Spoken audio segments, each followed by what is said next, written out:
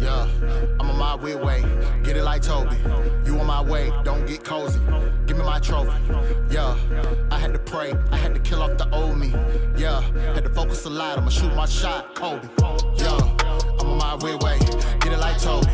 You on my way, don't get cozy. Give me my trophies. Yeah, I had to pray. I had to kill off the old me. Yeah, had to focus a lot. I'ma shoot my shot, Kobe. Yeah, killing my verses. Living my purpose, yeah. Healing my burdens, giving my service, yeah. I had to pray, I had to kill off the old me, yeah. Had to focus a lot, I'ma shoot my shot, Kobe. Yo, what's up, and welcome to another episode of Unnamed Sports Show right here on Gorilla Cross Radio, streaming live on GorillaCross.com, YouTube, Facebook, we're everywhere live. I'm your host, Quan59, and we have another dope show for you today right here, broadcasting live from downtown Las Vegas. We got UFC in the building everywhere. My co-host, just in time, Josh Williams, back in the building on short notice. Appreciate it. This was a short notice fight for sure. I know we're talking to fighters, but and guess who called me at 3 or 2:50? Who? Jamal. Hey, is that show today? Like, bro, we'll do it Monday. So Jamal wanted to be on too, but we'll have Jamal Hill on Monday, so make sure you guys tune into that. If you're watching live, please share the live video stream with your people. If you're watching the replay, share the replay. You know what I'm saying? Sharing is caring. Share it. So we're going to get right into it, man, because we have a lot of people in the studio today.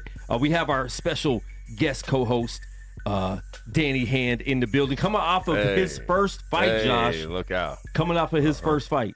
Senior circuit. Yeah. I gotta hear about this. This is real. This is real life. I did my first jiu-jitsu tournament a couple weeks ago. Won the no-gi. So it's not the masters at my age. They actually called the executive. So I actually had to compete against the masters, but we won the no-gi. Okay. Little grandpa out there whooping on some young boys. Oh my goodness. Hey, that works. Stuff. How's that feel? You know, just whooping on somebody way younger than you. Well, I promise you this, I will never talk to the screen when I'm watching a fight to say suck it up, because I was so tired and exhausted. And really? I was done. My body could not recover. I was a mess. Come on, push through. I think every fan of the UFC should go through at least one training session. I will never just a training session, just one sparring session to see, how it is. Wait a minute. Quan, would you do it? Yeah. I'll bring mats All in. lies. We can set it up in the studio. I'll bring some mats in. We No. got some. Absolutely. Would you do it, Josh? I would put $1,000 down if you two will roll with me and can beat me.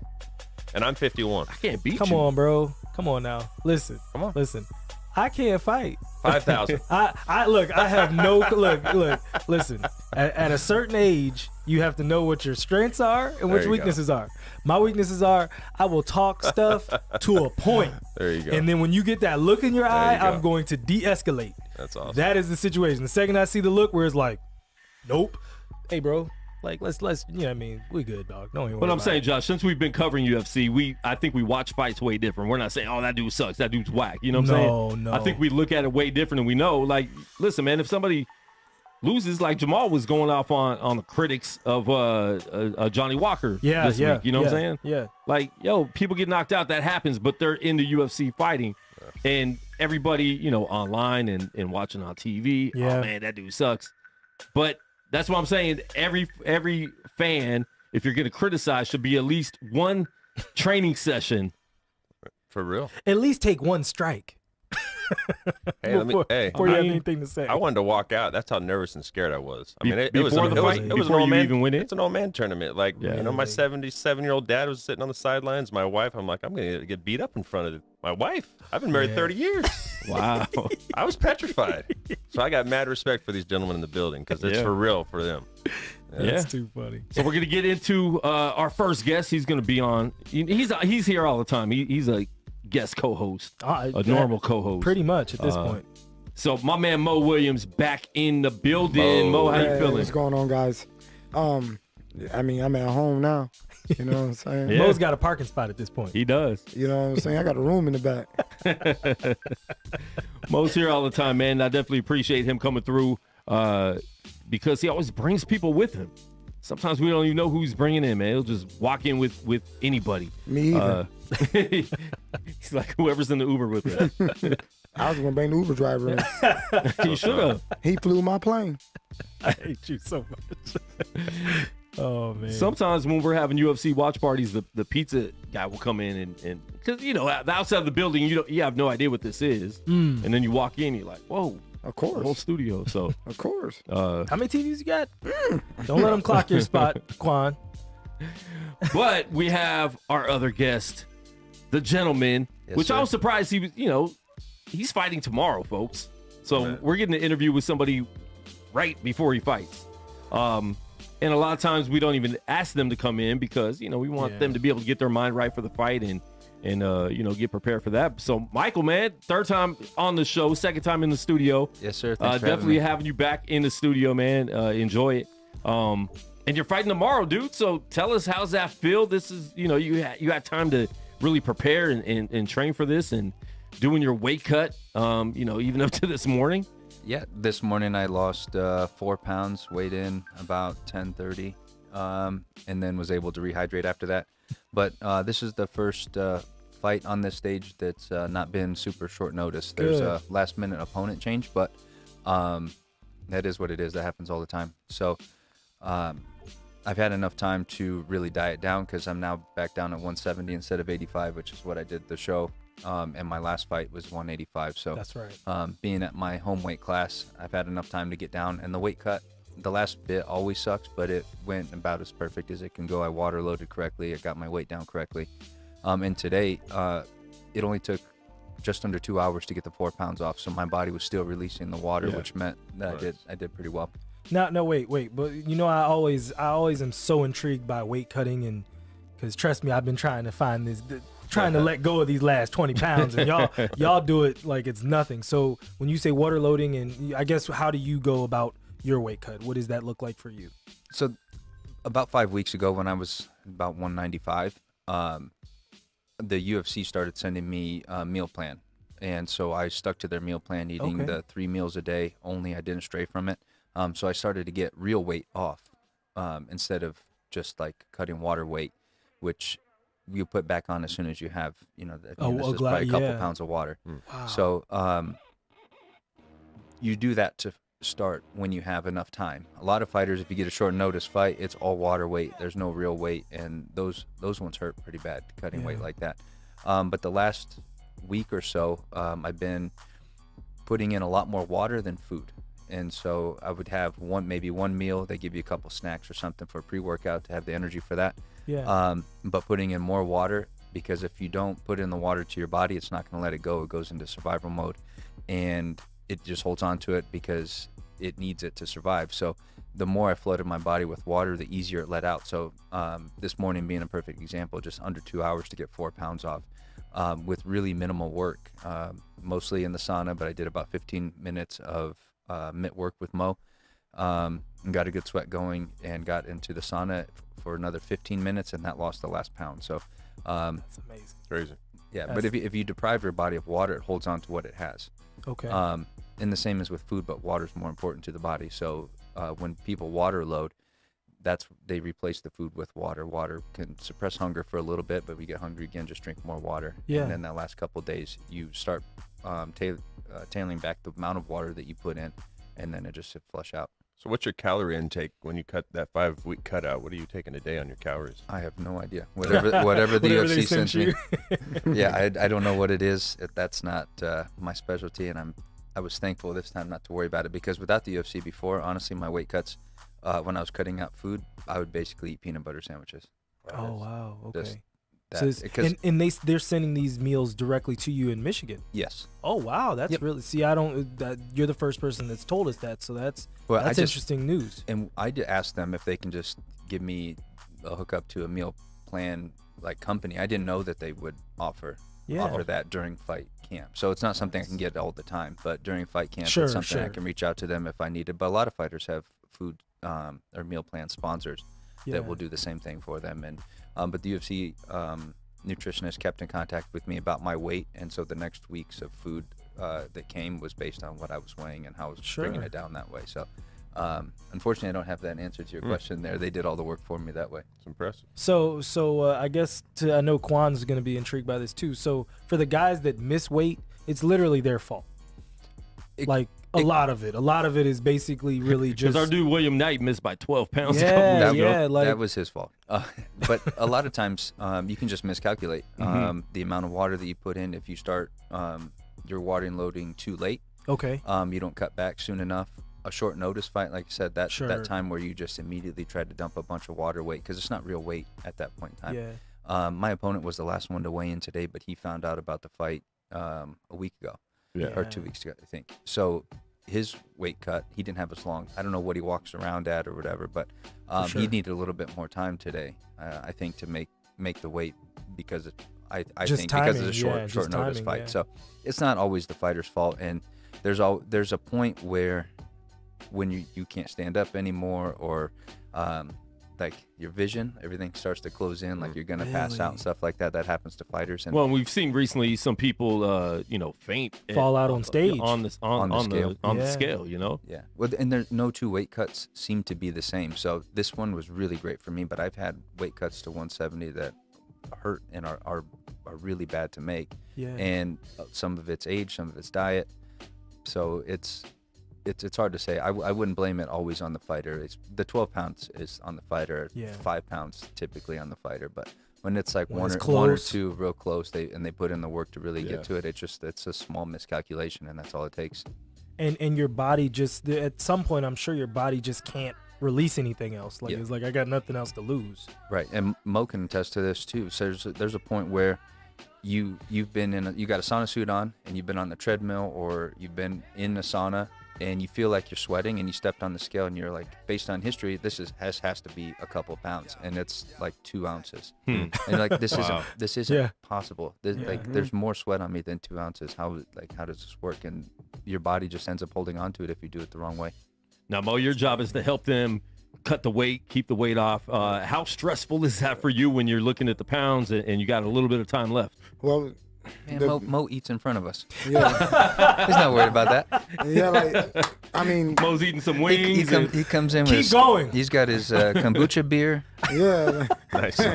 Some sort of salmon that he cooked up, sneaking up all of our clothes. Yeah, the thing is, though, I know because I've been there too. Yeah. And it's like, once you get to a certain point as a pro and a fighter, it's like, man, you get past the food part, you just thirsty. Yeah. And then you get Yeah. past that part that's you just like, I'm dedicated to make this weight. But one thing you don't want to do, and this is with anything, you don't want to trigger somebody and send them into like, you know, giving them like anxiety. Because if they're already worried and, you know, thinking that they not gonna make it. Yeah. So then if you give them like, man, you're like, you ain't like what is you doing? Like you can't do that. So you got to keep encouraging them. Yeah. And by, hey man, you got this. So and honestly, is you really just got to pick your demons. Like whatever poison you want to go. Yeah. You want to run it off. You want to sauna it off. You want to bath it off. Whatever way you want to do it, it's gonna come off. But you also just got to be the fighter. Got to be honest too, though. Yeah. Like, hey, where are you at?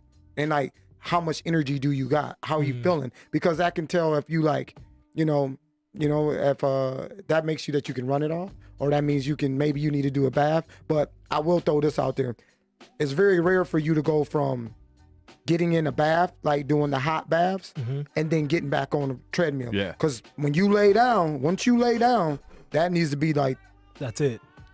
you going to be dedicated. Yeah. You know what I mean? I call it the witch's pot. You know what I mean? Like when you get in that bathtub, I mean, it hurts because the water is right before, you know what I'm saying? Taking the skin off. Hey, you got to hold your butt. Because, you know what I mean, it's hot. You know what I'm saying? Like, because you and your ass. Look at your neighbor and hold your butt.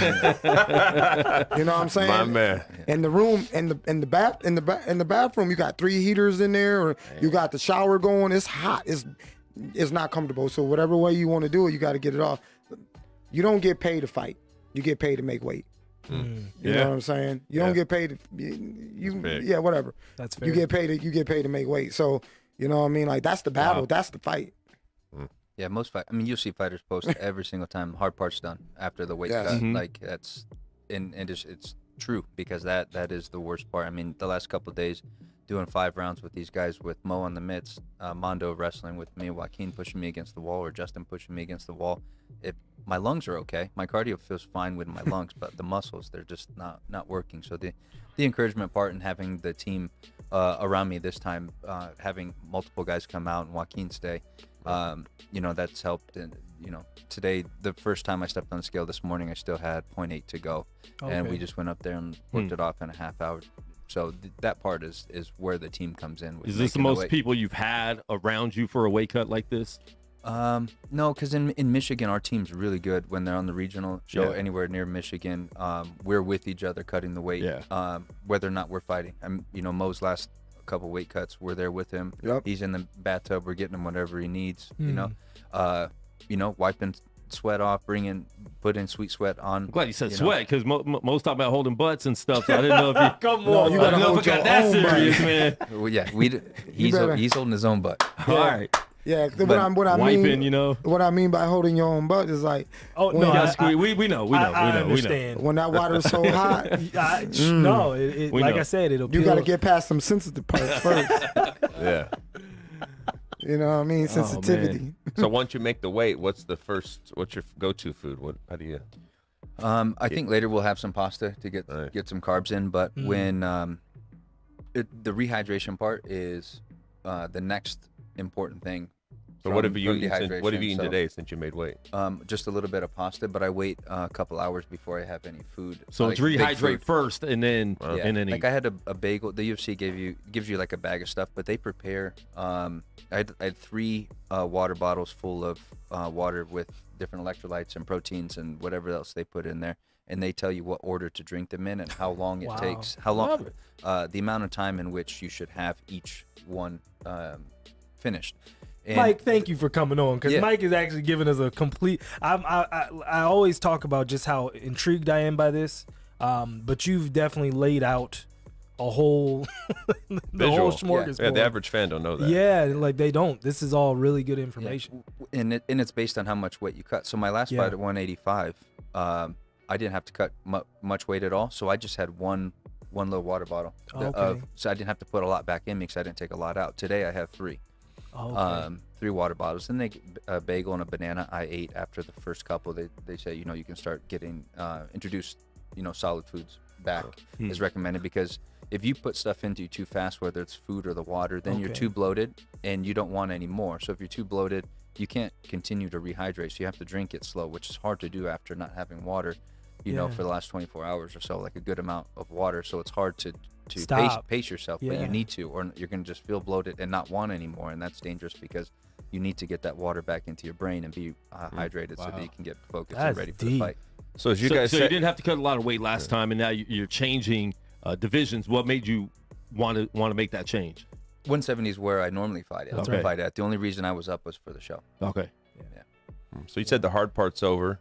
Now you get to start eating. What's it like sleeping the night before a fight? What are you thinking about? Are you anxious? Can you sleep?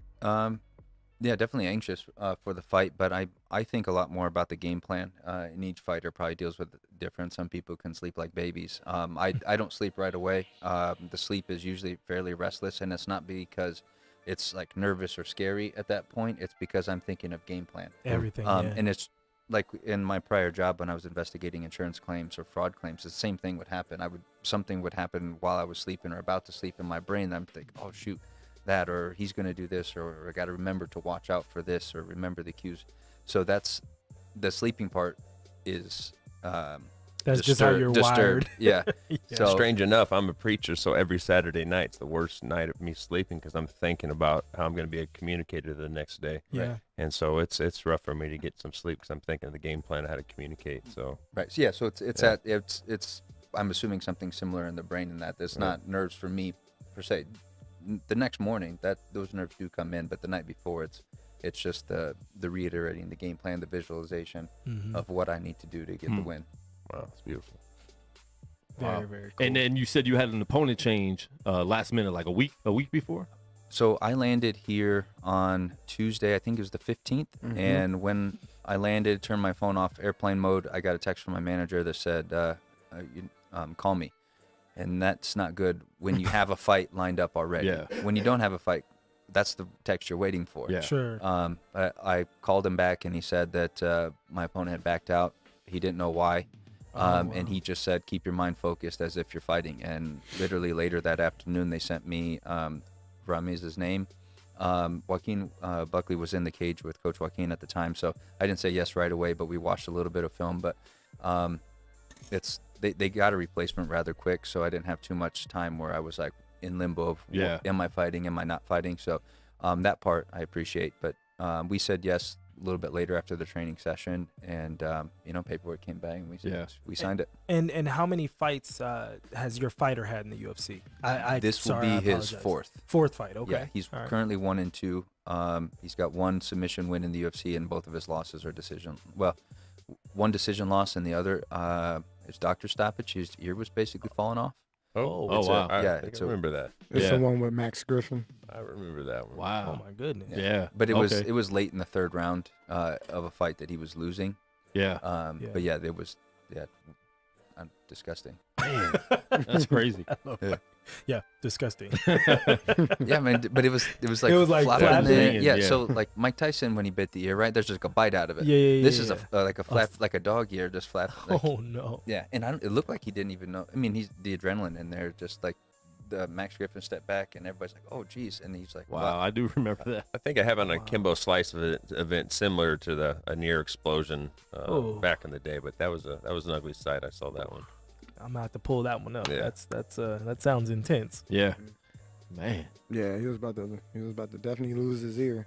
Yeah, that was wild. Thank you for stopping the fight. I appreciate it. I mean, you going in there to do combat. I mean, purest form of savagery. Like I say it all the time. We talked about. We don't even got to go down that rabbit hole no more because it's like people like leading up to a fight. Yes, you're a professional. You must conduct yourself like that. You do all the media things. You do all that. You know what I mean? You get the Max's unis and all the stuff and whatever else. But when you step into that cage, though, I mean, some people if the ref wasn't there, it might be death. So you know what I mean? Like there's rules enforced, but you got to be going. Like the mindset is in the purest form of combat. Like you know what I mean? Like. Yeah. Like, so, yeah, he was fighting. He didn't notice that his ear was going to come off because he was trying to win. Yeah. Right? You know what I mean? So he's fighting to survive. Man, he didn't feel that ear. He didn't feel that. You see, he touched it like, you know? Like I mean, just probably just feeling pain anyways, you know? So just on that, too, Jamal didn't realize his elbow was dislocated. You know what I mean? That's the reason why he kept fighting because he literally looked at his arm was like, that's not good. and was like, well, I better end this fight.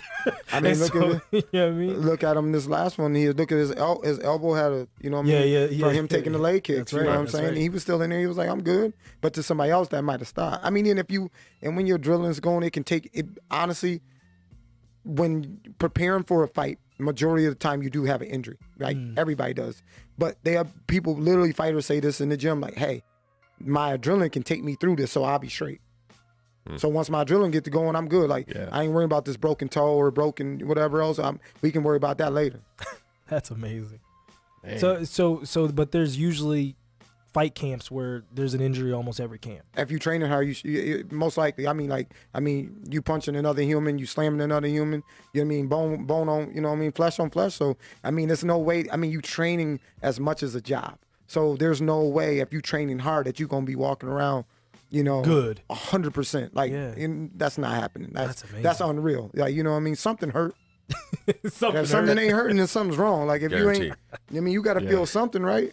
But You know? that's what I would say, that it's more something hurting than injuries. Yeah, every like- camp. But you know, Justin here, our strength and conditioning coach, and then Coach Joaquin, they're huge in that. If there's something that's bothering you, you know, Justin really tailors the strength and conditioning towards what's bothering you to not to heal you quicker than to being sore that way. So if it's a day where we can't push it because of something is hurt, you know, that's where that expertise is incredibly helpful to our team, because it does you no good to be hurt and go and try to push something, and then that's when the injury comes. Yeah. So we are in there, you know, or if Mo and I are sparring and we've tore each other's legs up, maybe the next time we've got a gentleman's agreement of no more leg kicks for this particular day, so that those bruises or whatever can heal. So you're just not keep slamming a bruise and then end up getting a real injury that way.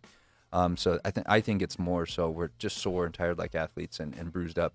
And strength and conditioning and how you take care of yourself afterwards makes a big difference on whether that turns into injury. And this is what they do for a living, folks. And that's the key thing he did. He pointed out a really good point though. Yeah. Like you really, I say that recovery is probably one of the biggest things now in combative sports that was missing a lot. You know what I mean? Like, not feeling like you got to go 100% every single day. You know what I mean? Taper down on the sparring, taper down on some of the live work drilling, and honestly listen to your body and recover. Yeah. Like, I mean, our coach, Joaquin, always says that a lot. Like, hey, listen to your body. If you feel that it's something, and if you have something that's wrong or feeling like it's going to get to that point that it is going to nag you and sit you back, he was like, it's not going to do you no favor if you go ahead and come in here and sit you back 2 weeks. Yeah. And you know what I mean? Like, you can't have that. You're missing out on so many aspects of what you need to be in here for. You know? Now, Mike, do you do much weight work, or is it mostly body weight and different things? Do you do anything with free weights and lifting? A lot of it is just body work and like agility work with weight on, but never. It's not like when I was playing football and lifting heavy. And there's got to be that balance with MMA, because I'm dropping down to 170. When I played college football, I was 210. That's right. So Justin for sure can get me back up to 210 and be strong like I was in football, but then there's no way I get back down to 170. So having him and then you know, his team around, he's got employees at the Human Performance Institute that we work with every Monday, Wednesday, and Friday that tailor the workouts for us for MMA. So you see guys in there that are lifting hard, big weights, things like that, and you see the MMA guys that you know, we got the battle ropes, we've got we're pushing sleds, some body weight, barbell or kettlebell, things like that that are tailored for MMA specifically, so that we can build strength but not bulk. So the Olympic lifts, I don't remember the last time I bench pressed or did like squats in the squat rack, but we did, you know, we do a lot of single leg squats with the barbell, so we were working on balance and strength, or the kettlebell. So we've got strength, flexibility in certain specific muscle areas that we need for MMA, but not getting too bulky. Wow. But I'm sure he could get me that big again if I need it. Let's go. Do you like being at this size, or do you like where you used to be in terms of football weight? Well, that was a long time ago. Different body. It was a different body, and it served a different purpose. Sure. Like we were eating whole pizzas, like just whatever you can eat, they can feed us. We were eating and lifting so much, to a point where when I was done, I didn't like going to a weight room at all. That's just, we lifted so much. Yeah. And so it's just not comparable. I mean, I could get it just served me no good to get jacked again, like real big and just walk around like that. And You were a safety or a receiver. You were receiver. Yeah, they called me Elmer's because I didn't drop anything. What was Oh, your all There you right, go. all right. There you go. What was your Gotcha. 40 time? 4.6. Nice. Okay. Yep. All right, we saw in the Super Bowl, Odell Beckham hurt his knee again on the turf. How much did you hate playing on turf? Did you ever have to play on turf?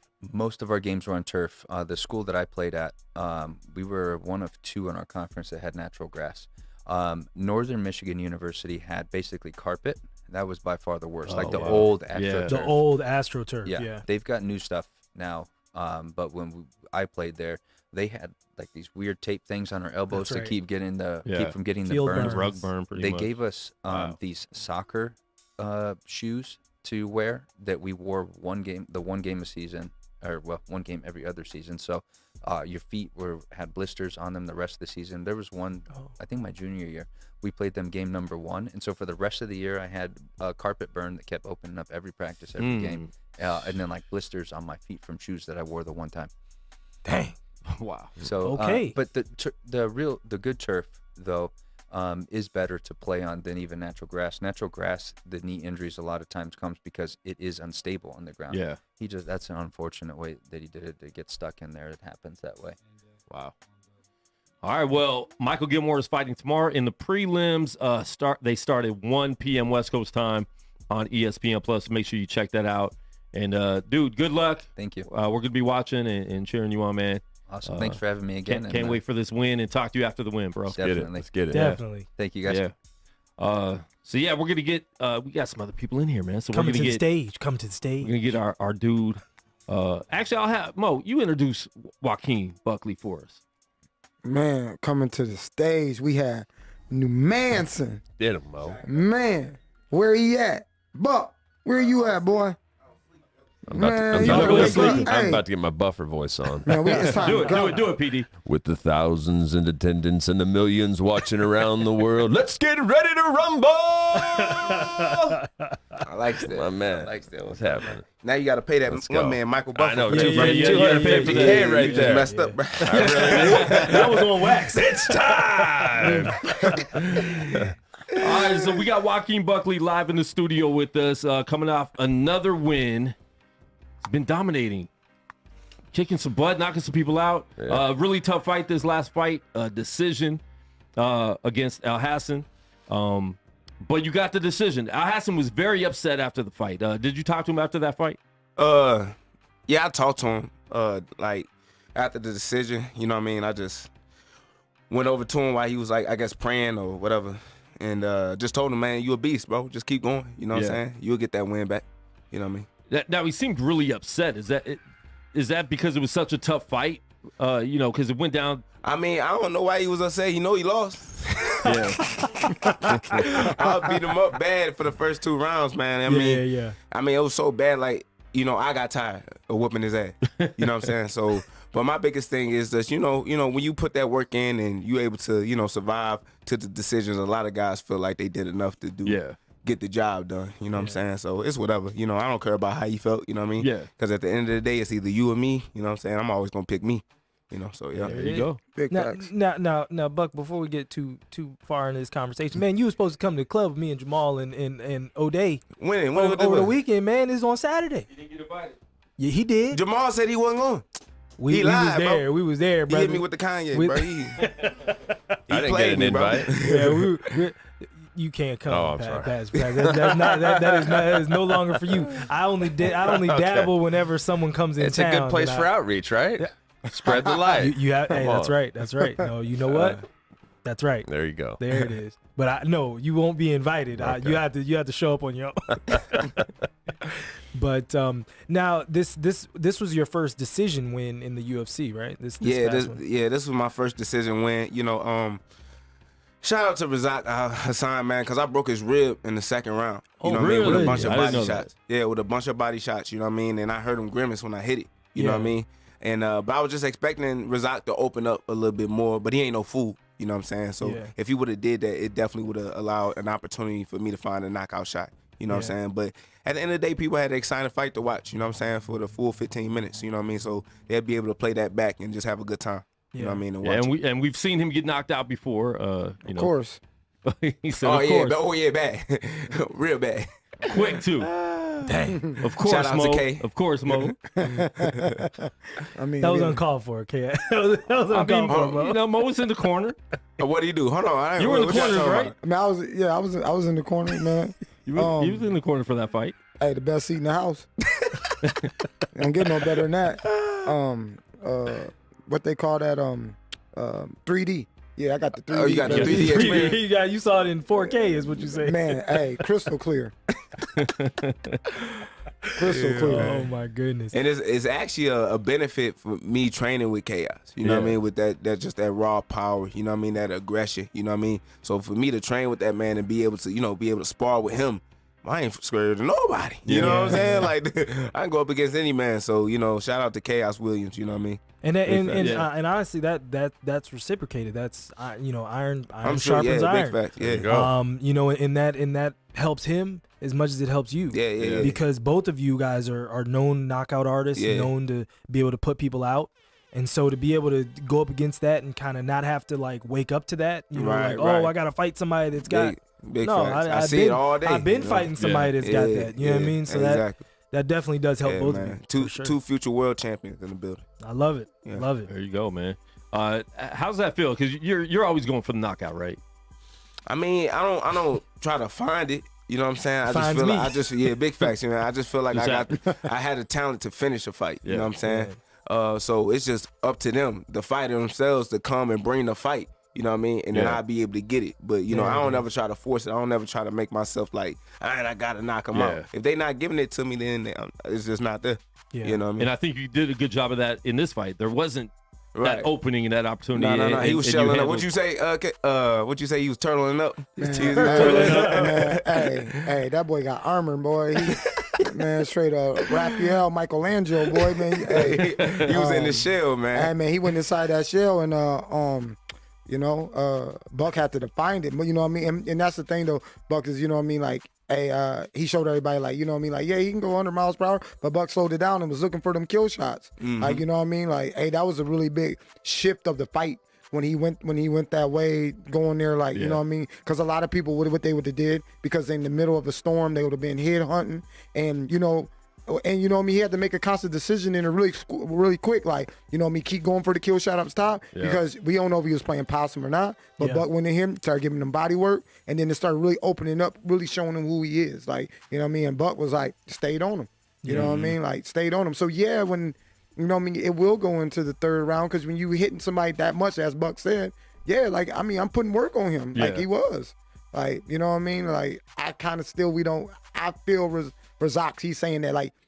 he think because the third round he did good, but like the other 10 minutes was this way, going this way though. And as a fighter, you got to be gauging yourself in there too while you fighting. Like you know. Is that up to the corner also he to gauge you right as well though? Because you got to be honest. I think we've seen sometimes where the corner's not being honest with their fighter, and their fighter doesn't know going into the last round what they're supposed to do necessarily. And I can say this right here though, because like I've been in the corner so much that I know from fighting aspect and being there, those come from outside the cage. Like I say, prior leading up, you got to have a relationship with your guy before you go in there. You got to be honest with him way before that. Like in the gym, like, bro, that's not working. So you definitely don't want no lying shit while you in there.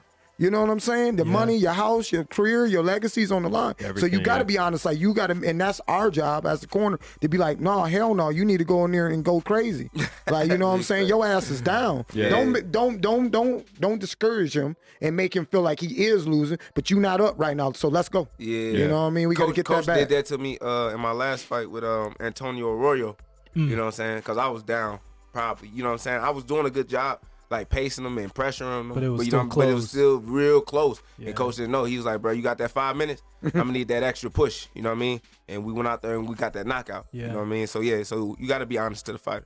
You know a nice knockout too, by the way. Ooh, beautiful knockout. Nice honestly, I feel like fighting. I feel like every time you come in, this comes out.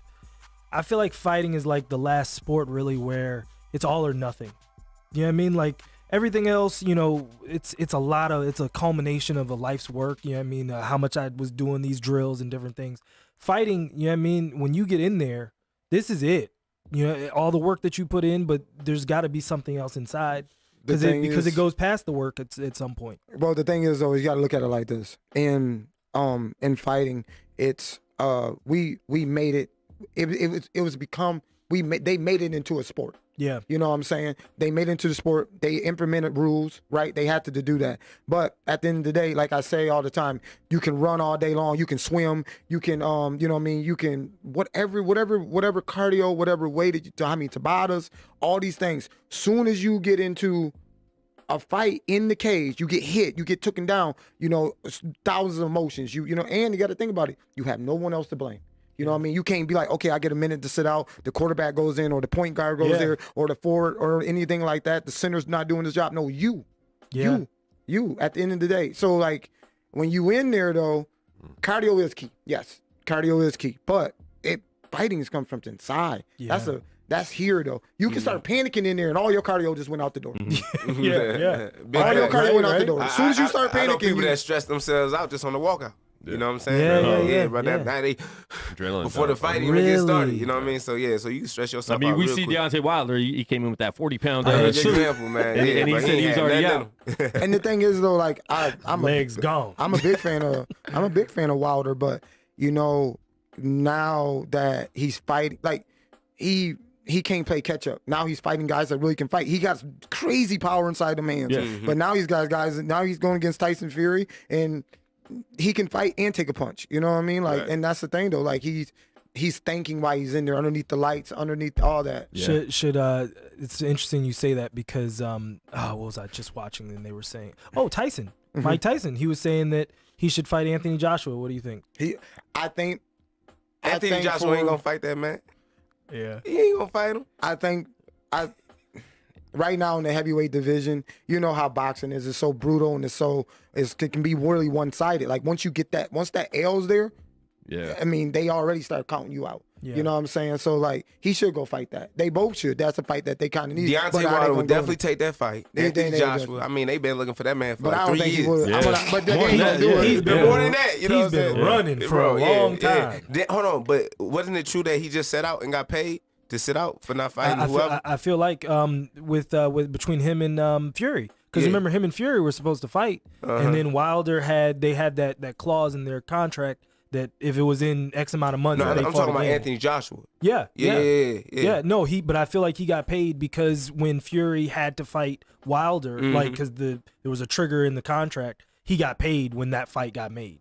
That's crazy. Yeah, like sat out. Yeah, because still made some M's. Oh yeah, Well, I'm transitioning. I'm switching over. I mean, let's talk about that. You're knocking people out. You got the Paul brothers, wanting to fight MMA fighters all the time. Would you take one of those fights? I'm looking for a YouTuber, TikToker. He can beat up a preacher. A preacher? Yeah. I mean, he can catch these hands, you know what I'm saying? In the name of the Lord. In the name of the Lord. Would you fight a 50+ preacher? It's crazy. Don't want those problems. Hey, I want to thank you. I was introduced to you sitting in my living room on the knockout that was global, and I hadn't heard of you respectfully, but it was one of those moments. You're too young for this. An in-game dunk with Tom Chambers or Sean Kemp. I'm going way back. You guys don't know what I'm talking about. Yeah, of course, Tom Chambers on Mark Jackson. But do you remember that dunk though when he came in live game too? I mean, it was.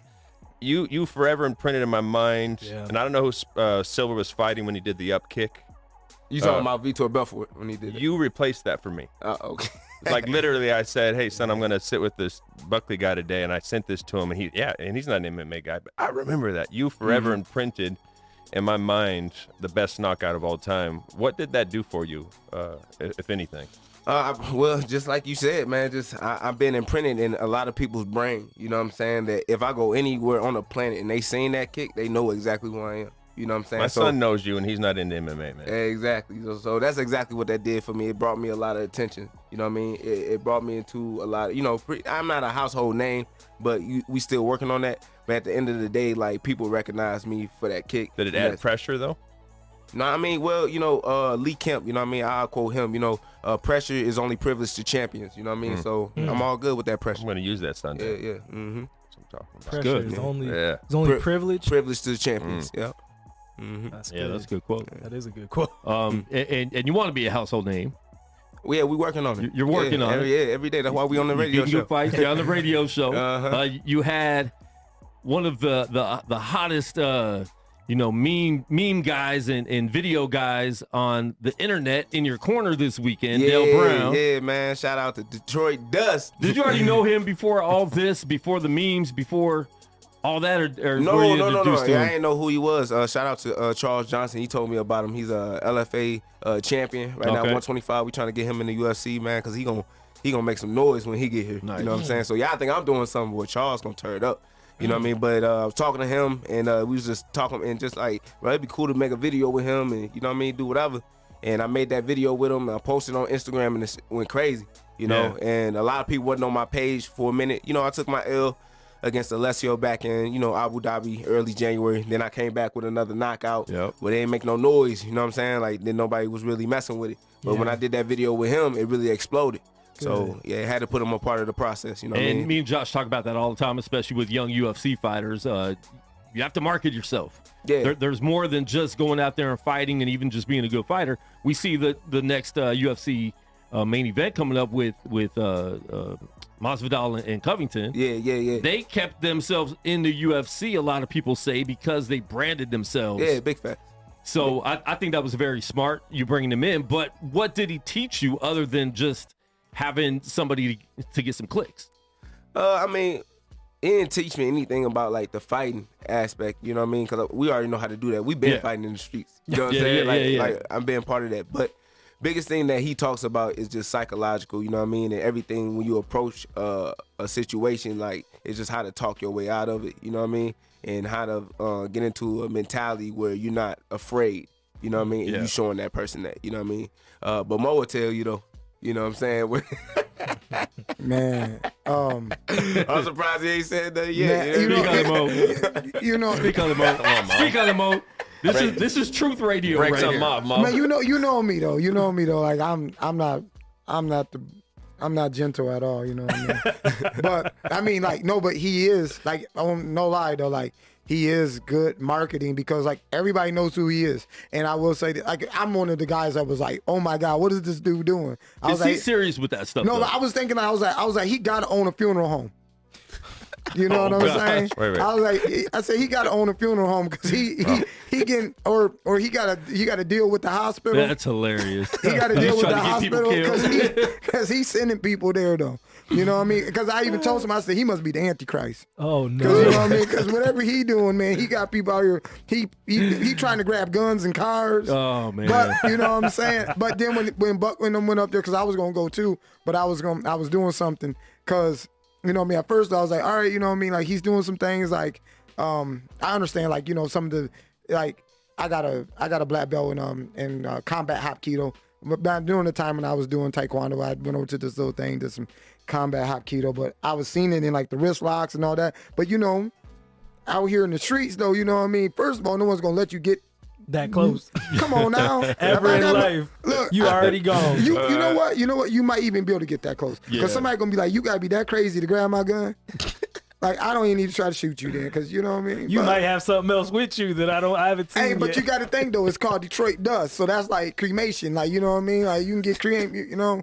But hey, him and Buck, hey, they did their thing though, Yeah. like, and he's bringing, like, you know, thinking, but I respect the guy because he didn't step out of nothing out of his realm. yeah. He wasn't in there trying to, like, you know. do more than he Yeah, he needs to, wasn't. You know what I mean? He didn't jump up there. He wasn't trying to do all the things. He was just, you know what I mean? Like, he knows the character. He knows it. I mean, it's just like anybody else. Like, when they, you know what I mean? I mean, shit. We got 6ix9ine out here. Right. You know what I'm saying? You know what I mean? He a character. But Yeah. man, he steps out his and I'll lane. also say this though, you know what I'm saying? You see a lot of guys. He's not the first one that's been doing this. Come on now. Like with instructional videos Yeah. and how to break people down and all this other stuff. You know what I mean?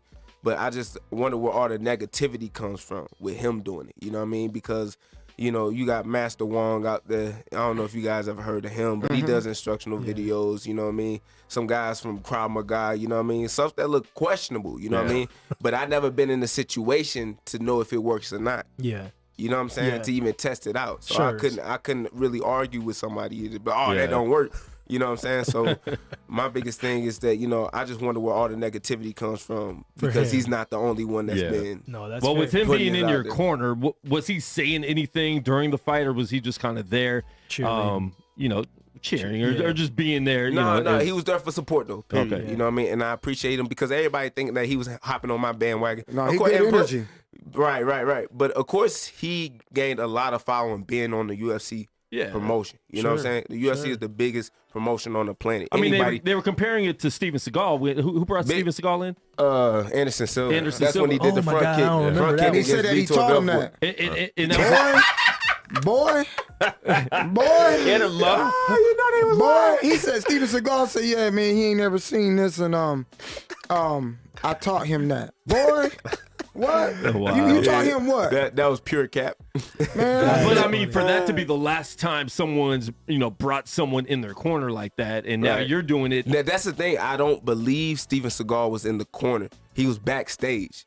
He was Okay. backstage. He was talking to Anderson Silva before he went out. But he for his took a lot fight, of credit. You know what I'm saying? But took a lot of credit for the fight. You know what I'm saying? man, I ain't Exactly. see nothing wrong with it though, because we had James Toney go fight Randy Couture. Don't ever forget that. Oh, Don't snap. ever That didn't go forget well. that. That didn't go Yeah, well not at at all. all. Not at all.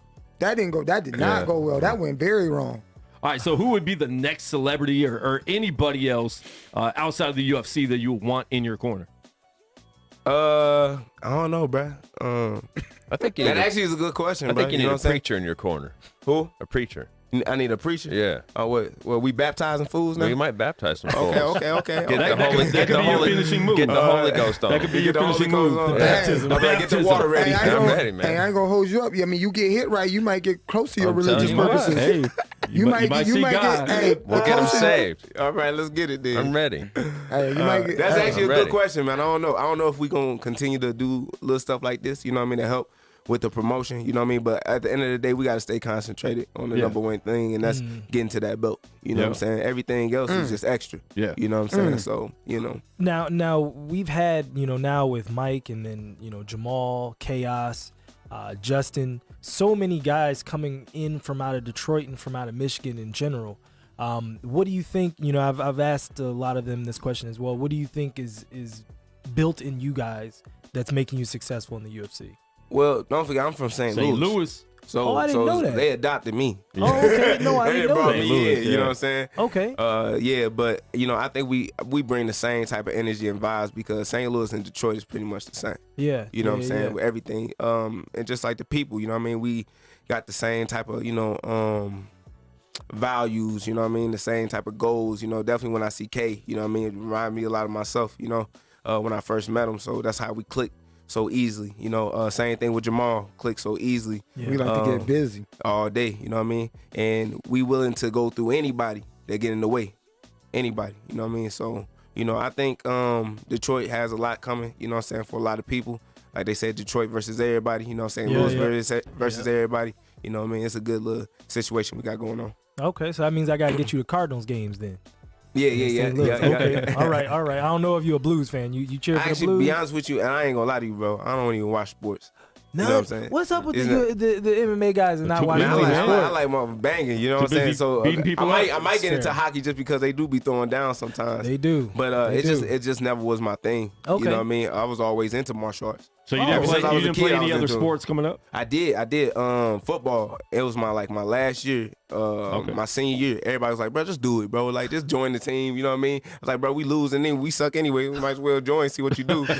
You know what I mean? So I joined for Marquette High School, is the school I went to. But other than that, I was a wrestler all 4 years. Okay. Yeah. What position did you play in football? Can you guess? I want to see if you guess. Running back. Linebacker or running back? Mo, what you think? Quarterback? Maybe D end. Maybe then. Yeah. What you think? Punter. No, I was nose guard, right? Nose guard, defense. okay. I was like, give me the easiest 'Cause you position y'all said- got. I was would give say- me- I would was like, think give me the running back, easiest though. position y'all got. You took They the was words like, out my oh, mouth left. because you said that the school sucks. So you was like, yeah, they probably put you down on the line. 'cause What were you weighing in at? I was Right? still small, bro. I was like 180. Oh my I gosh. was 180. Yeah. Y'all had a rough time.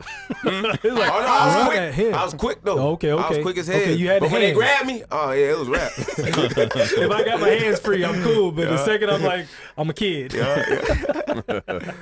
So how is it now? You know, working with Gillmore, you staying in. You just fought last Saturday, staying here all week, being in Vegas.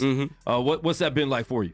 I mean, it's been good. I didn't take any damage, you know what I mean, in the fight. So, you know, I'm happy that I'm able to help Michael Gillmore prepare for his fight because he came in a little bit early to help me out. Yeah. You know what I mean? So I get to reciprocate that love and give it right back to him. You know, so, yeah, it feels good, man. Shit, yeah. And how important is it to have that family atmosphere that you guys seem to have It's everything. in your guys' corner? It's everything. Like, you know what I mean? When we say mercy pressured, I mean we stand on that. Like, you know what I mean? We a family. Back in Michigan, we hang out, we watch the fights, we chill, we do everything, we hang out. It's not like, you know, acquaintances, like we go over there, like, I mean, we at each other's houses, we, you know what I mean? This is what we do. You know what I mean? So like, I mean, like we go through all the emotions together, you know what I mean? Win, lose, draw, no matter what it is, you know what I mean? And that's the reason why we got the outcome that we got, because this wasn't like this is all from, like me and Kay say, this straight out the mud. Like, this is all hard work, you know what I mean? We didn't get a lot of support, you know what I'm saying? Like, so when it comes to our squad, like, man, we here, we hopping on and off the planes, you know what I mean, out of our own pocket, you know what I'm saying? And it ain't never like, oh, you owe me. No, like, this is really what we do. This is what we do. Got a good big supportive group, you know what I'm saying, at the team. That's why I love them, bro. You know what I mean? I didn't really have that family atmosphere. How long you been out there with them? It's been what, Coach? 2 years. Okay. Wow. 2 years now. Heavy, you know what I'm saying? So that's cool. But I never had that support group back in St. Louis. I used to train at a gym, so the gym I trained at was like Finney's MMA. You know what I'm saying? Shout out to him. He get that free little free press. You know what I mean?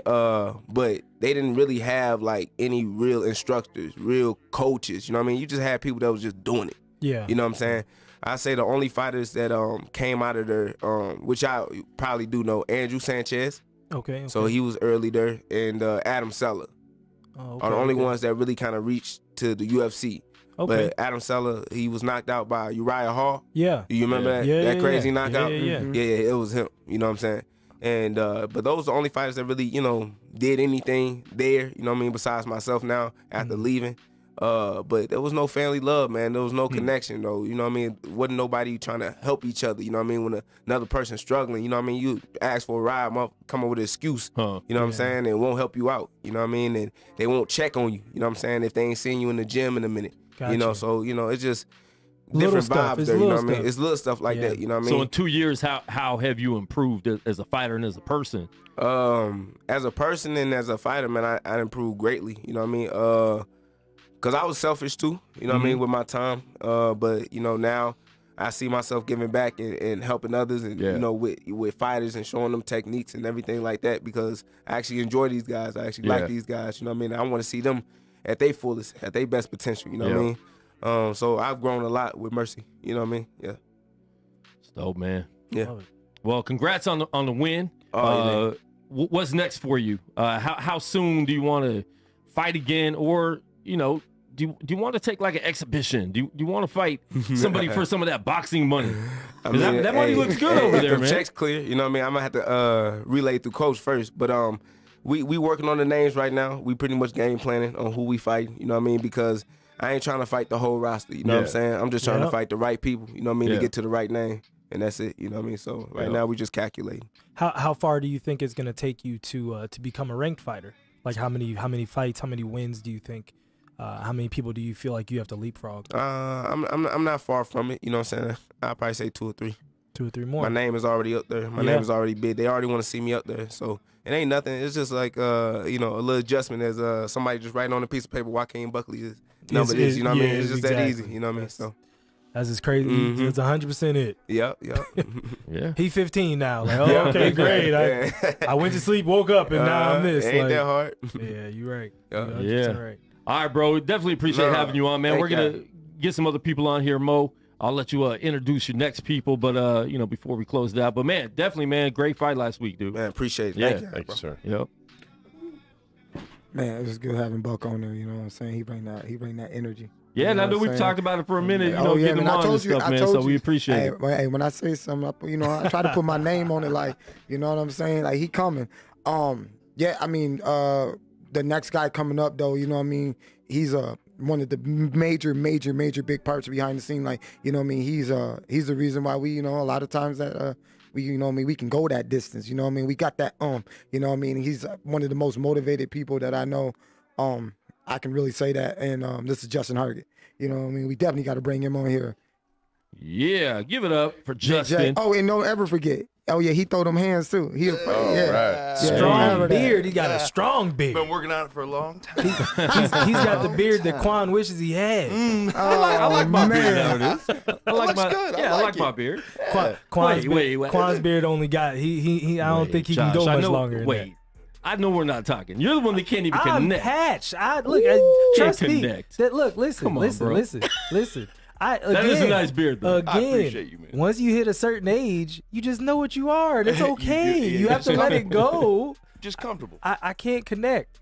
But every year, get with your boy LeBron. He obviously has like the good hair products. You put a little Beijing on there. No Beijing on this. But I will say this though. Every year I get like another couple hair buds in, and I get excited. So by 45, I feel like I'm gonna have a full-fledged beard. So we're gonna be there. Just keep it rolling, man. Just gotta keep going. That's it.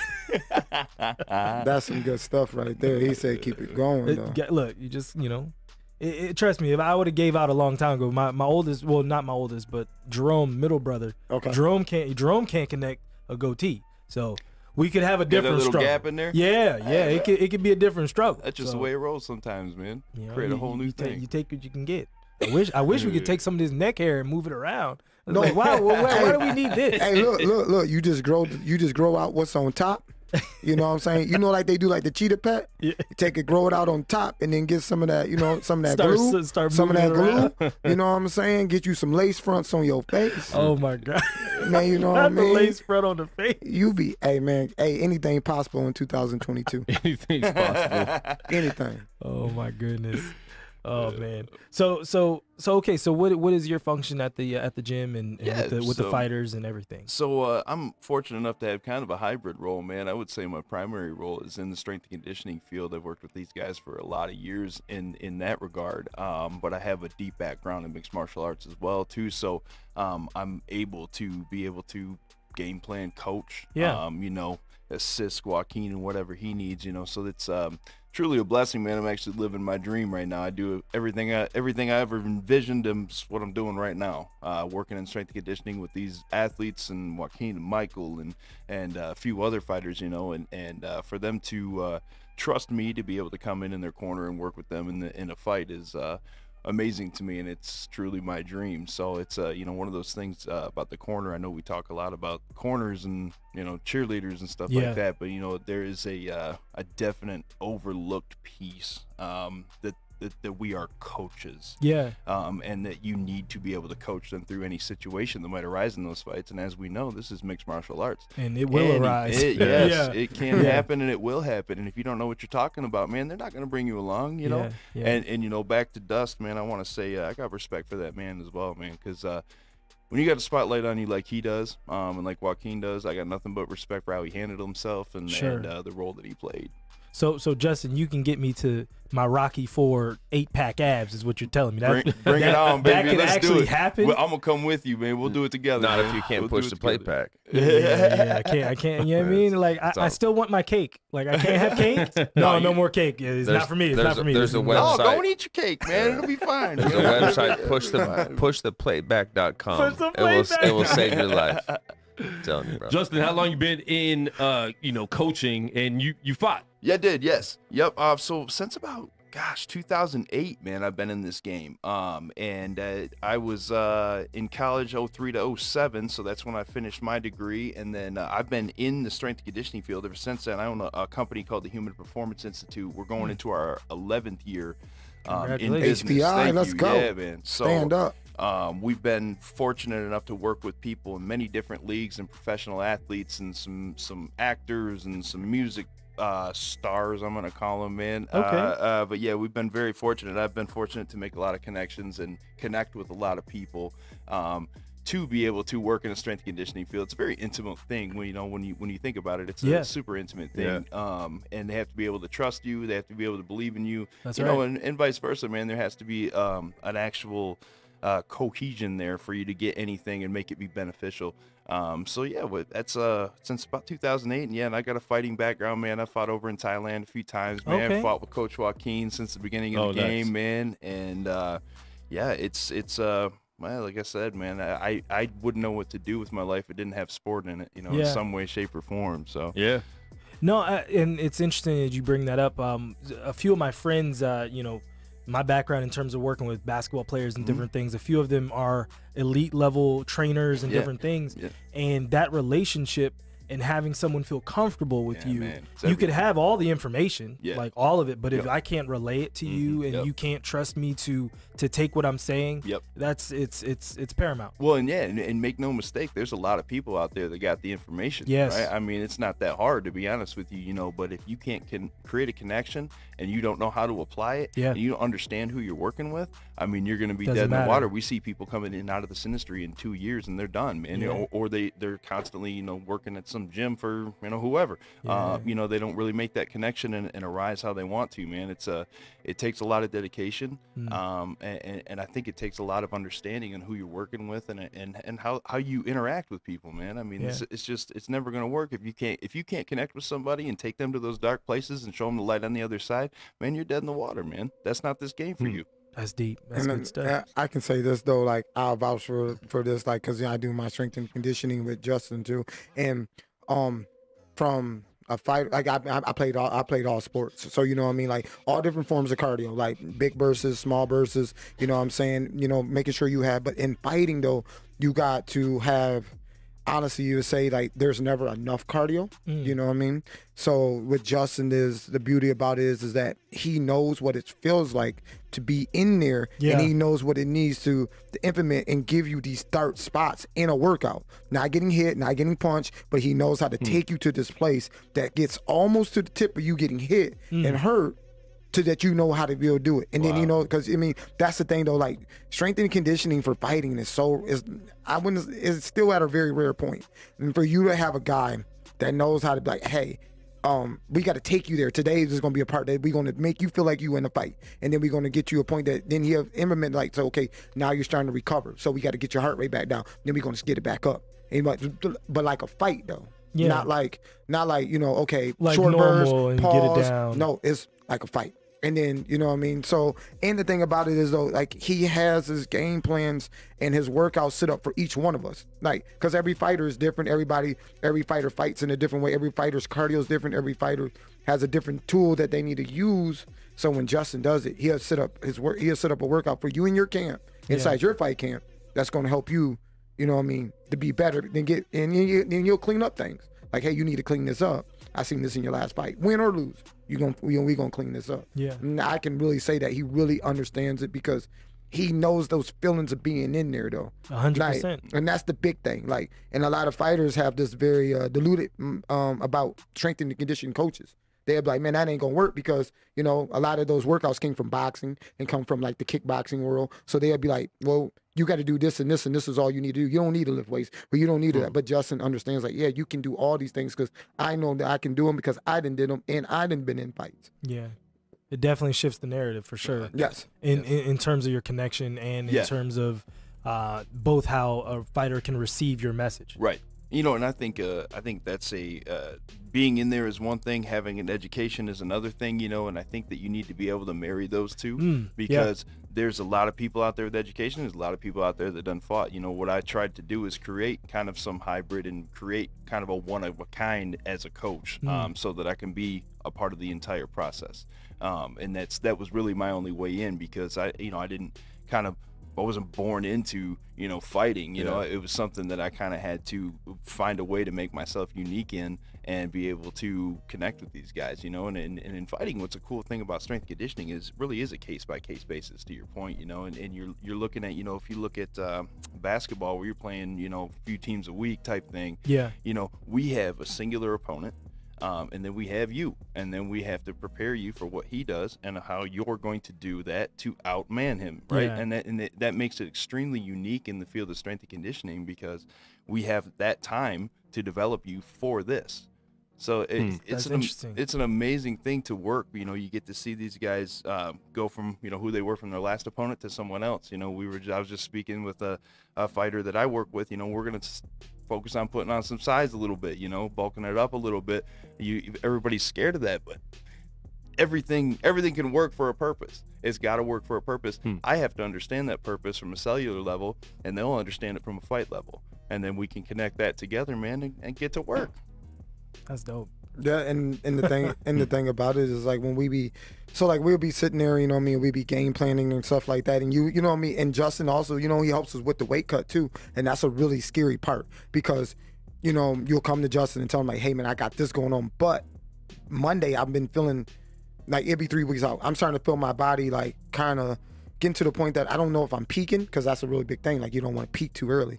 And Justin would be like, no, you're fine. Like, you know what I'm saying? Like, but, you know what I mean, these are some of the things we're going to switch up. You know what I mean? And that's just like being in any fight camp.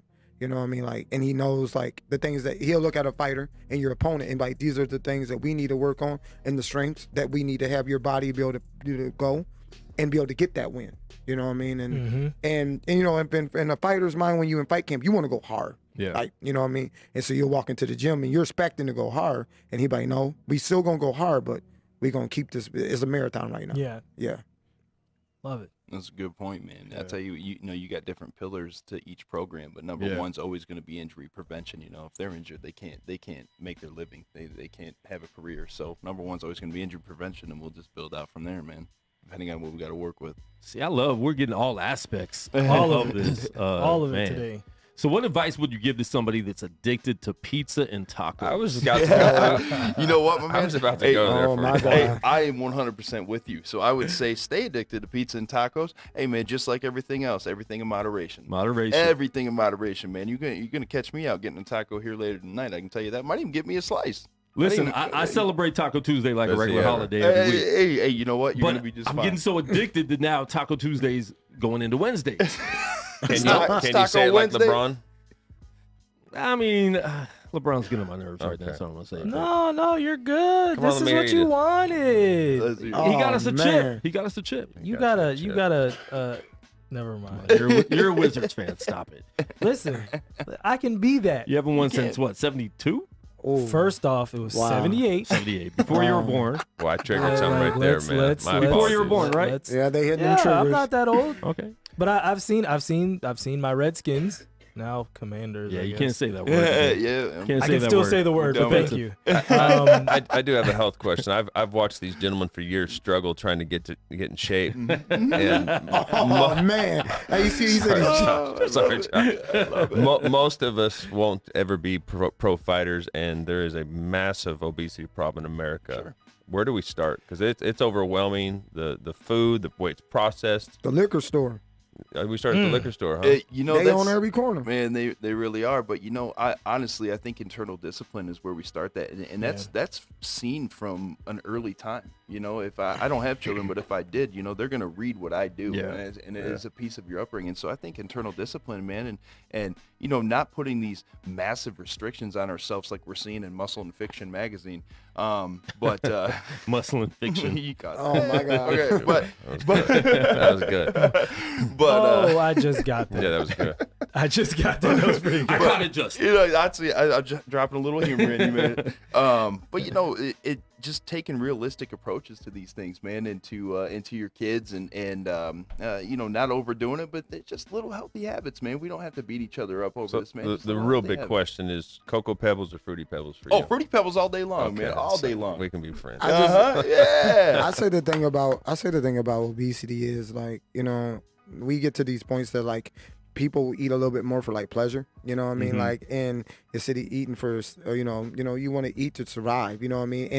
And you know, we just, and people, you know, with the workforce, you know what I mean, working, you know what I mean, you got to get up, you got to get your coffee, you got to get here, you got to get your food, you don't got time to prepare, you know what I mean? Like, people's working 12 hours, they working 10 hours, you know what I'm saying? So, like, they need things fast, and what's fast is usually bad, and usually that's what's good, it costs a lot, you know what I mean? So when you go down there, I mean, I mean, we don't need to go on no history, lesson. But I mean, at one point, the whole world wasn't even drinking water because everything was so contaminated. So that's why people was drinking coffee and they started drinking tea, and then from there. But half the world was halfway drunk because fermented beer was way better. That was it. You know what I'm saying? So and then they enforced the heavy machinery, so they had to stop being wasted while they was at work.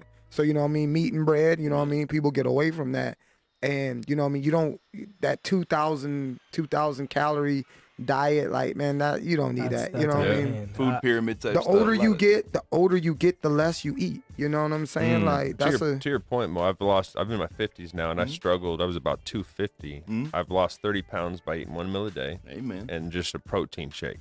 Yeah. So learning to have a new relationship with food. Yep. Like, where do we get these traditions to say we have to eat 3 meals a day? Oh, right. Yeah. And now, do you feel like that's fulfilling to you, that one meal in that protein? Especially at this age. So I think a lot of that, man, is a shift in your mind, man. You're understanding, like, I'm putting this in my body to fuel it, and I'm going to be comfortable. I don't need to subscribe to what I've been told, 3-4 meals a day, whatever. I don't know, 6. There's meals out there we're supposed to eat 10 times a day. You know, you really got to dial into what works best for you, man. Yeah. Start listening to your body, man. Now, I'm actually saturated sugars. celebrating a 1-year anniversary today. I seen that. No soda, and that was my No addiction. soda. No soda Whoa, for good an entire job. year today. Okay, today. Yeah, today. Congrats, Today's my 1-year man. anniversary. No soda. That's awesome. Congratulations, man. son. What was the Cheers, soda bro. of choice? Cherry Coke, Coke. Coke, Okay. Pepsi. Okay, so you was all over the place. Okay. Yeah. You were So- wild, So you boy. moved on to juice then.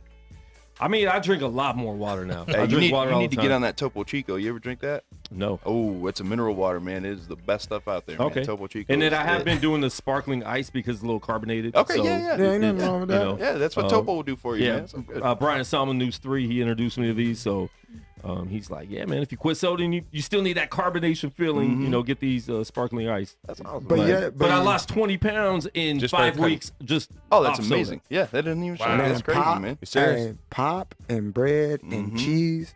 Like, Yeah. anytime I cheese for anytime, me. Me anytime, too, they man. call I it like pop those over there. charcuterie You gotta boards. think about You're it. right. I was gonna mention that. Yeah, soda Midwest, pop. bro. yeah. Anytime when you think about it, you think about cheese, you think about bread. You Yeah. got. But I look at cheese as like putting Play-Doh in you. You know what I mean? Like try to take some Play-Doh and stick it inside you. You know what I mean? It takes time for it to break down. Like, you know what I mean? And as time goes on, when you started cutting out, I call them synthetic foods and stuff like that. Yeah. You know, when you started cutting them out, then you started getting like withdrawals from them because your body started craving that. They need the processed food. You know what I mean? It's like a Well, drug. that first week of stopping soda, I've never been on drugs, but it felt like that. When I Yeah, was it's just like, brutal, huh? I mean, I'm you was. thinking I mean, you about was. waking up in the morning. You know what I'm was. saying? You was on Yeah. caffeine. Yeah. You know what I mean? Because like, That's a drug. The whole world, half the world's addicted to caffeine. Yeah. Just with the workforce. Like I can. Everybody in here can tell you.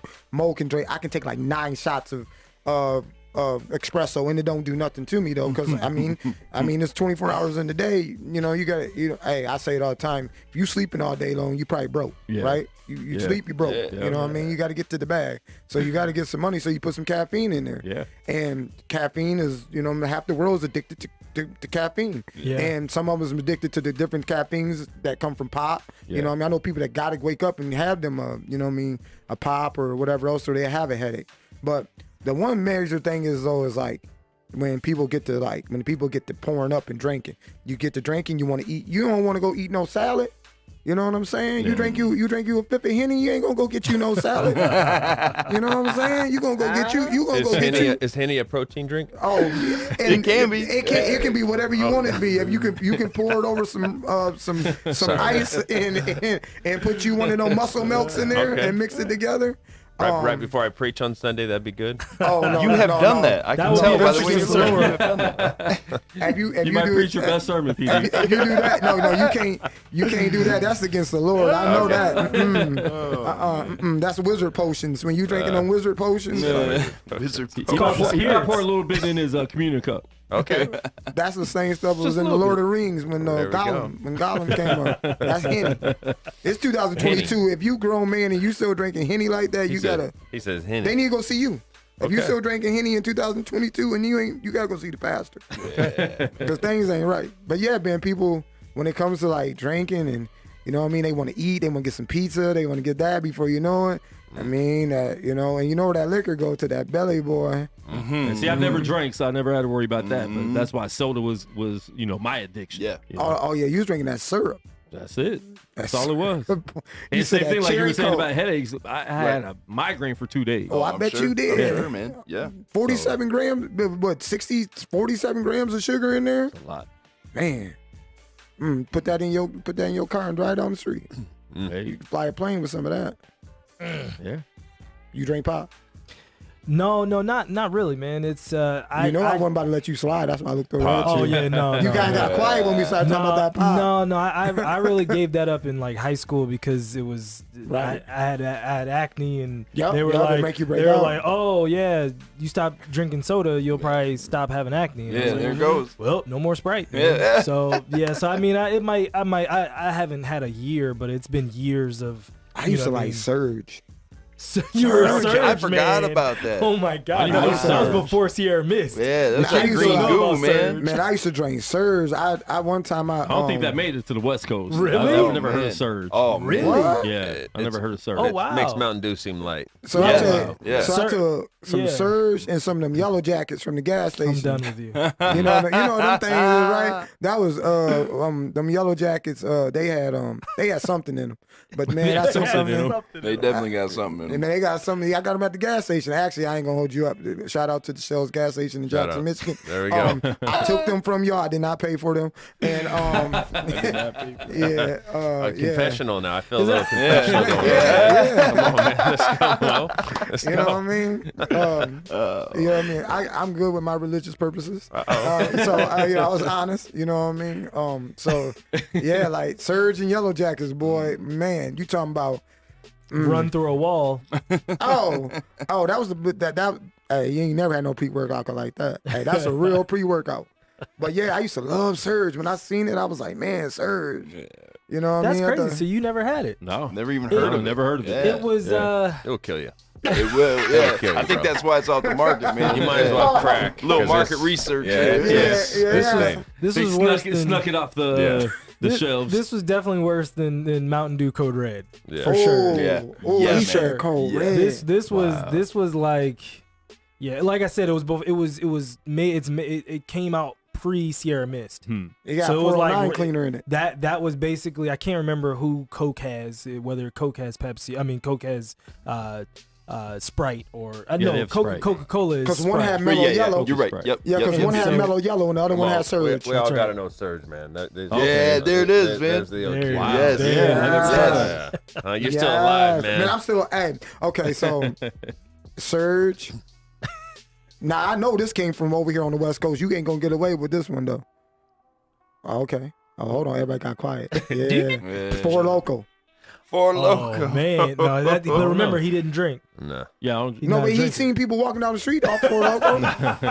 you done seen them zombies like, hey, Four Local had said caffeine. zombies. It had caffeine.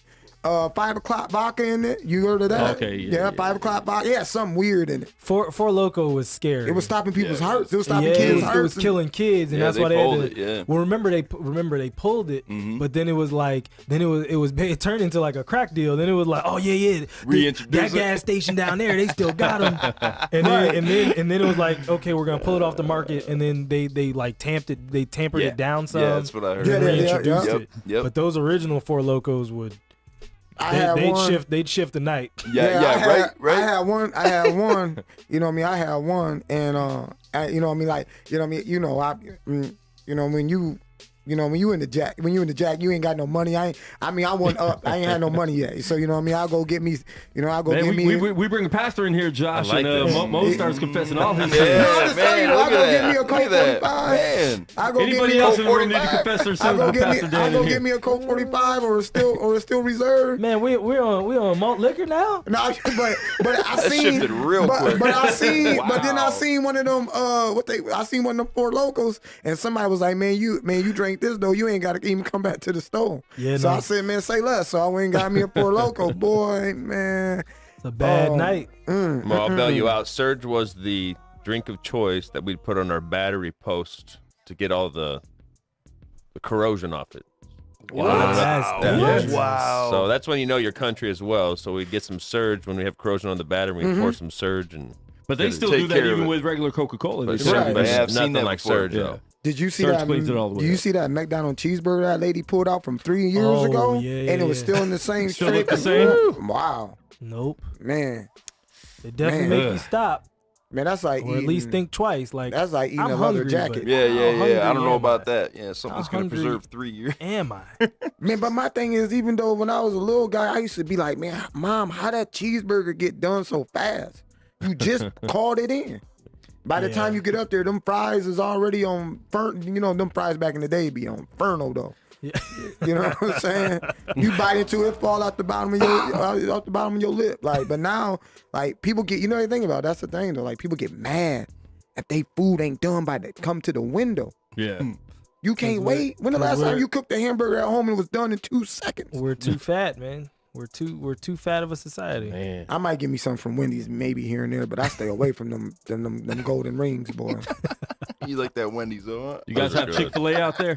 Yeah. We got Got Chick-fil-A, we got a Yep. Culver's, we ain't got that In-N-Out burger like y'all. got. No. You don't have In-N-Out. In-N-Out. We ain't got no In-N-Out. We got You got Five Guys. we got Five Yep. Guys. Yeah. We got Dolly. We got the Dolly burger. No, that's we- Midwest.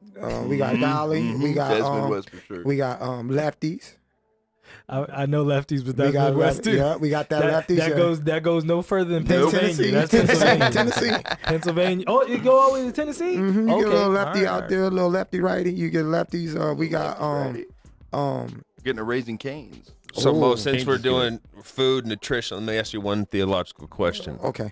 If you were to die today, Mm-hmm. you're about to see Jesus, Mm-hmm. what's your last meal before you go? My last meal before I go hit Yeah. to the pearly gates. That's it, man. Man, before I go to the pearly gates, I'm gonna get a sushi roll. Whoa. Same. I'm gonna get a Hey. You said a sushi. sushi roll? I'm a Sushi yeah, before so the No diverse, grandma man. cooking or mom So cooking or diverse. nothing like that? A Look, sushi roll. look. Hey, you know what I mean? Like, I love Japanese food. Like, straight up. Like, that's my thing to go to. Like, I don't, like, I mean, like, yeah, don't get me wrong. I love me some tacos. You know what I'm saying? But when it comes to like that, man, before I'm gonna get on up out of here, before I was gonna get up on out of here, I made peace.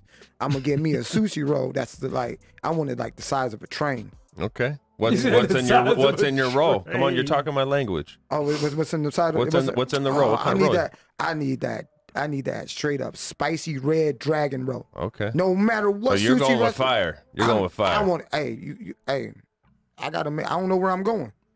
You know what I'm saying? I We don't can know close if I'm- the deal today. I don't know if I'm gonna go to the pearly gates or I don't know if I'm. You know what I mean? I'm gonna go. I'm hoping that. I'm hoping that the good Lord gonna be like, hey Mo, you know what I'm saying? You gonna come this way. So I'm gonna get me a red dragon roll. I'm gonna eat that. I might even throw a little bit. I might need something else. too. Wasabi? You get a little wasabi on there? I don't like that type of I fire. don't either, man. I don't do what's I'm more like Some guys snort that stuff. Huh? That's Some crazy. guys snort that Where stuff. they do that at? Don't act Oh, like you haven't wasabi. done that, Mo. Wasabi, Come on, yeah. man. Wasabi, yeah, no. You That, didn't snorted some wasabi. I know that you. right there, Huh? I know. I couldn't even imagine.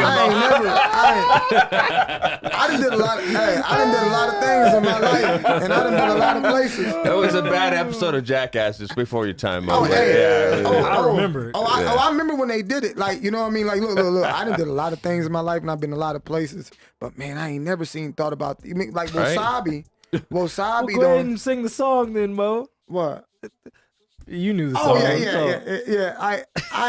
I mean, when I see it, it's green too, and it reminds me when you got a sinus Bro, infection. it's So a when I it's see a that, wrap. I'll be like, man, I'm It's good a with wrap. it. And it's not the right, and it ain't the right type of fire that I like. It's different, right? Yeah, I need that. Like, I want that. Like, Bro, that- that's what hell's going to be like for eternity. Wasabi. yeah. I'm telling you, I don't want no parts of that. They're gonna just keep serving it to you, bro. It's a wrap. I don't want to go there. huh? I don't wanna go there. I don't do it. I like sriracha. Okay. Like, I like sriracha. I like maybe a little bit of mango habanero. All right. You know what I mean? Like, I like that type of fire. You know what I mean? And Yeah. so if it get too much, I can put some almond milk. Yep, you thought I was gonna say some real milk. Boy, yeah. I don't do that. I take some almond milk, some oat milk. I can go ahead and That's like, blasphemy. Vitamin D is the only way you can go, man. You Come on. the pastor. You drinking Bro, that? almond milk is not Almond allowed milk in is the delicious. house. Get out of here. Delicious. You guys are sissified. You No, serious? no, On it's- your cereal? It's my stomach going for 7 days after I had the one It's glass. watery, of- Mo. I'm gonna drop I haven't one. drank I'm gonna milk in a drop one while. out there I thought for we were you. bonding. Like, bro, Man, you we- cannot do almond milk on your cereal. Man, look, hey, I come from where ain't no milk, so I pour some water on my cereal. Hey, go put some water on it. It won't hurt you. I drink water. I'm lactose intolerant. Well, we all are. Most human race is lactose intolerant, but mine is very sensitive. You ever put some Timbs in a dryer? I'm so You lost me. You lost me. You ever put some boots? Timberland You ever boots. put some work Timberland boots? boots. Oh, okay. Some steel toes in a Okay. dryer. Let me drink some milk. That's what it's That's sounds like. like. That's what it sounds like. All right. You ever put a bowling ball in the dryer? That's Bro, what my stomach okay. going for. You triggered me because my cousins used to put me in the commercial dryer at Oh, the no. house, so That I didn't is know a where you were going problem. with this. No. That is a So, problem. Yeah. so, Wow. so when you, Past trauma coming up. Yeah, Hopefully you, on you no triggered fluff, me with no that dryer fluff. analogy. I stay away from the dairy though. Like, you know what I mean? Like, I mean, you can't put no Drano in you though, and you get back with the cheese and the dairy. You know what I'm saying? Like, I don't like the milk. I don't eat ice cream.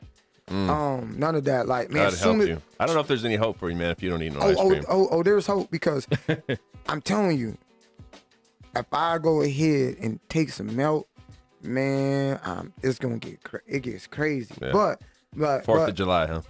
oh, I'm telling you, like a wrecking ball. Like, I mean, but the best thing about it is though, is like, man, I like that. We gonna do I think the whole team need to do like the Inferno test. We gonna get some ghost pepper chips. Oh, I wouldn't make it. I wouldn't do it. Huh? So your last meal before you go see I'm going Jesus? sushi too, but I'm gonna Wow, go what's up with this Cajun red team? snapper, man. Cajun red snapper just hits so perfect, man. It's a perfect Yeah, texture. yeah, It's red- got the red- taste. red My snapper wife's is from pretty Michigan. good. I just don't believe they have good sushi in Oh, Michigan. I hear. Hey, look, I don't blame you. But come on out and try it. He for said you. red snapper.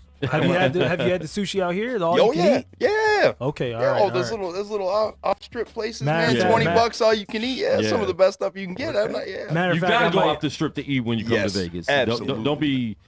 Don't be fooled by the strip and Well, their prices. Well, Of course not. Much better food off the strip. Better There prices, definitely right? is. Better prices, yes. Better parking, everything. Better Well- parking, amen. Don't listen to Josh. well, listen. As someone that has eaten at almost every restaurant on the strip, Yep. there's good places off There's the good strip. places. Yeah. There's good places off the strip, but then there's, you know what I mean? There, like, you want to have an ambient, like, Yeah. he's going to eat by himself. Right. You taking a girl, Yeah, you want to entertain a little Josh, bit. Yeah. anyway. I It's know got you its don't think purpose. I could go on a date, but I've went on a couple dates. So who's next with their last meal? Miffy. And- I'm eating at the and they love Yardbird it off the tonight. strip. Any of you guys eat at the Yardbird at Venetian? That's where Yeah. I'm heading to after this. Yardbird it is decent? good. I like it decent? Yardbird is Okay. good. Hot Mama, we're going out. Shout out. Yardbird is good. They like that's kind of now a nationwide brand. So I've been to a couple of them, Okay. but the one at Venetian's pretty solid. What is Have it you called? been? Yardbird. Yardbird. It's pretty good.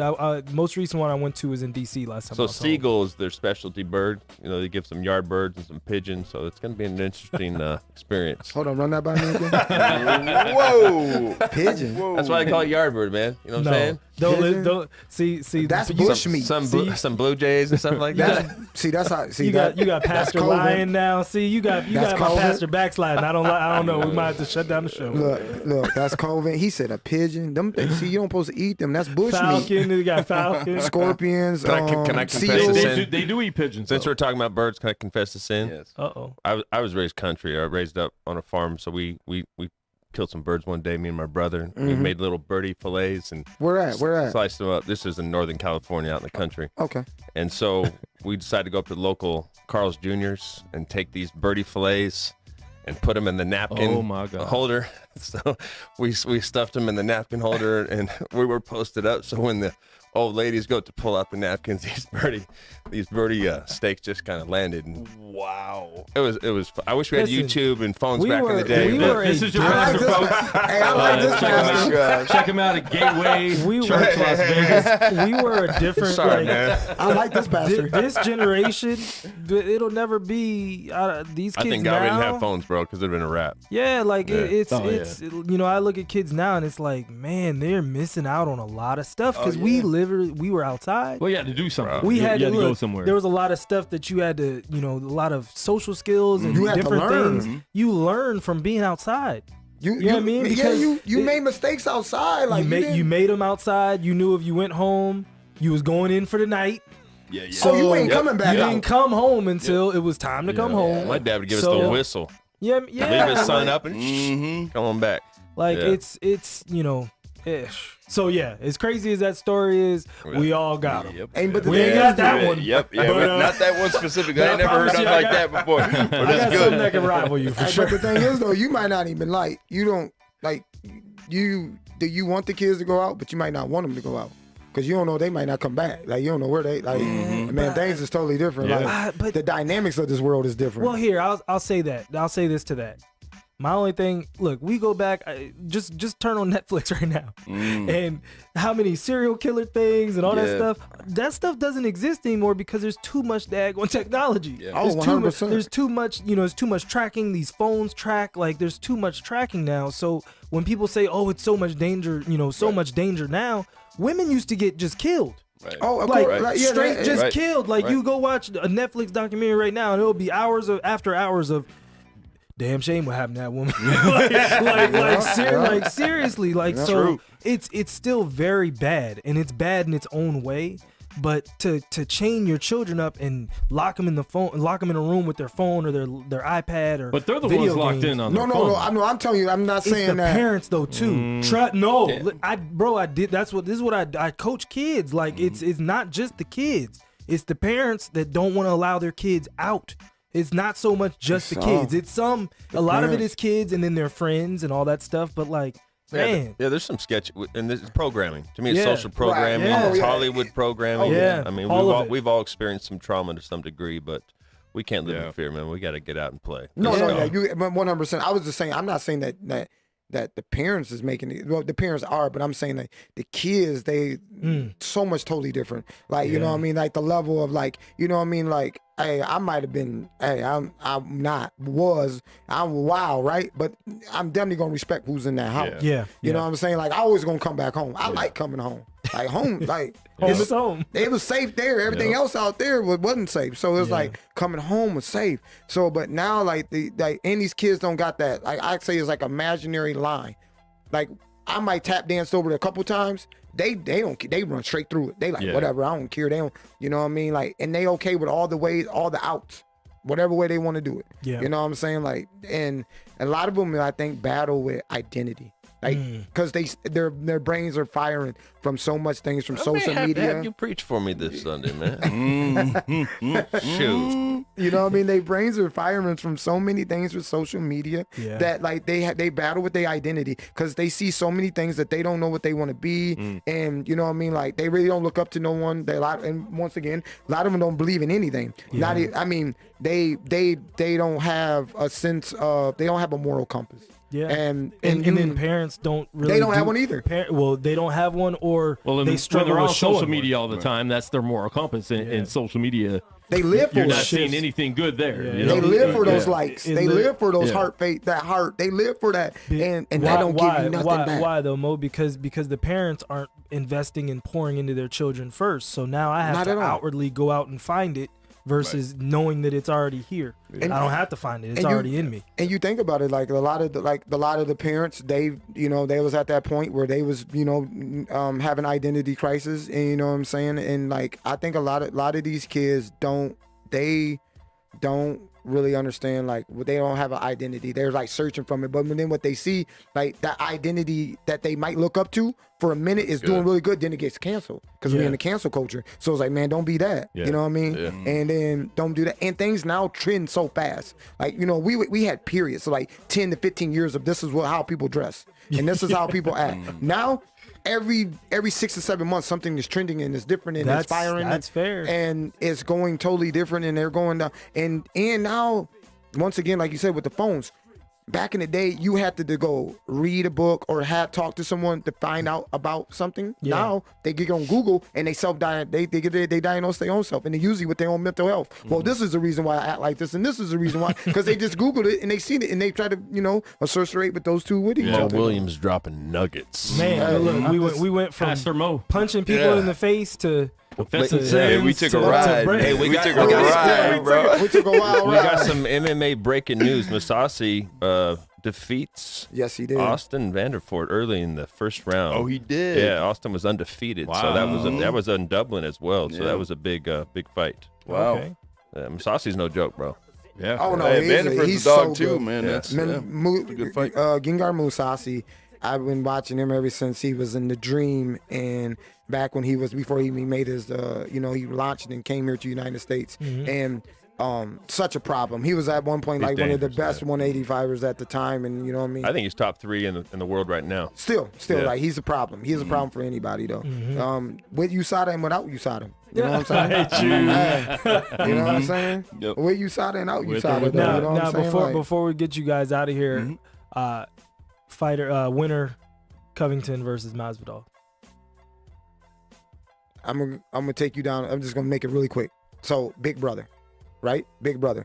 And the thing about it is, fighting is a mental thing. So, with someone that's like, he knows you.